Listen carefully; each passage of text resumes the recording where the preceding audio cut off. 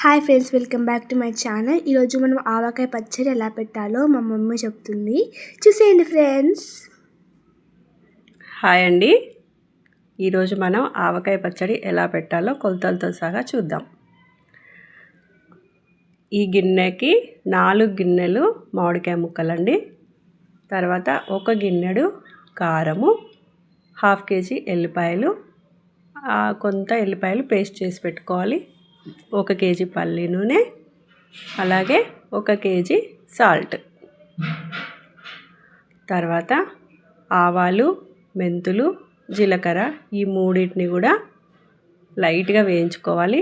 నేనైతే ఒక 50 గ్రామ్స్ ఆవాలని లైట్గా వేయించుకొని పొడి చేసుకున్నాను, 50 గ్రామ్స్ మెంతులు పొడి అండ్ ఒక 80 గ్రామ్స్ జీలకర్రను లైట్గా వేయించుకొని పొడి చేసి పెట్టుకోవాలి. తర్వాత ఫస్ట్ 1 గిన్నెడు కారము ఒక బేషన్లోకి తీసుకొని అందులో మనము పొడి పట్టుకున్నటువంటి ఆవాలు, మెంతులు, జీలకర్ర ఈ మూడింటిని కూడా కారంలో మంచిగా కలుపుకోవాలి. ఇవన్నీ కూడా చాలా లైట్గా వేయించుకోవాలండి. ఈ మూడింటిని కారంలో వేసి మంచిగా కలుపుకోవాలి.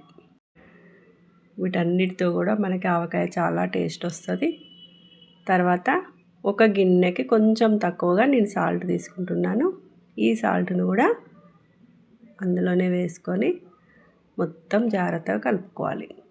తర్వాత అందులో ఒక 1/2 కేజీ పొట్టు తీసుకున్నటువంటి ఎల్లిపాయల్ని కూడా కలుపుకోవాలి.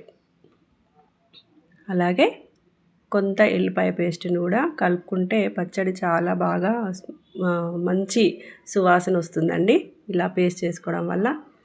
అలాగే ఒక 2 స్పూన్ల పసుపు కూడా యాడ్ చేసుకున్నాం. వీటన్నిటి కూడా మంచిగా కలుపుకోవాలి. తర్వాత ఇందులోకి మనము పల్లి నూనెని ఏం చేయాలంటే మన మామిడికాయ ముక్కలకి ఫస్ట్ ఆయిల్ మొత్తం పట్టించుకోవాలండి.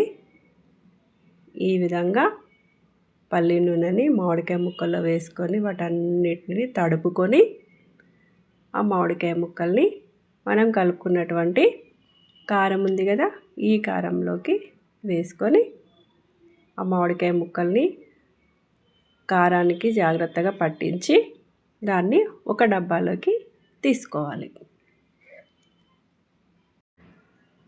ప్లాస్టిక్ డబ్బా కానీ లేదంటే సీసాలోకి కానీ ఒక బయట మనకు దొరుకుతాయి కదండి పచ్చడి జాడీలు, అవైతే ఇంకా బెస్ట్.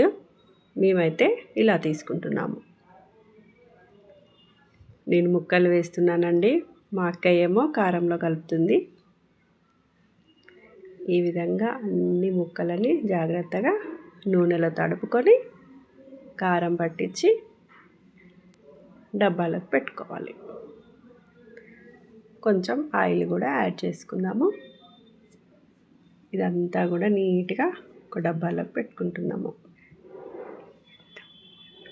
చూడడానికి ఎంత బాగుందండి పచ్చడి, చాలా బాగుంది కదా, చూస్తేనే నోరూరుతుంది. ఈ బేషన్లో కారం ఉంది మిగిలిపోయింది కదా, ఇందులో కొంచెము వేడి వేడి అన్నం వేసుకొని కొంచెం నెయ్యి వేసుకొని తింటే చాలా బాగుంటుంది. చిన్నప్పుడు మన నానమ్మలు మన అమ్మమ్మలు కూడా ఇలానే మనకి గోరుముద్దలు పెట్టేవాళ్ళు కదా. స్మెల్ అయితే చాలా బాగా వస్తుంది. ఈ విధంగా వేడి వేడి అన్నాన్ని ఆ కారంలో కలుపుకొని తింటే చాలా బాగుంటుంది. ఇలానే కొలతలతోటి మీరు కూడా ఆవకాయ పచ్చడి పెట్టుకోండి, ఈ టేస్ట్ని ఆస్వాదించండి. ఫ్రెండ్స్, చూసారా మా మమ్మీ ఆవకాయ పచ్చడి ఎలా పెట్టిందో? మీరు కూడా చూసి చేసుకోండి. నా ఛానల్ని సబ్స్క్రైబ్ చేసుకోండి. మా మమ్మీ మా పెద్దమ్మ చేసిన పచ్చడి చాలా అద్భుతంగా ఉంది. చాలామంది చూసేసి వెళ్ళిపోతున్నారు. సబ్స్క్రైబ్ చేసుకోండి ఫ్రెండ్స్, ప్లీజ్. Okay, bye.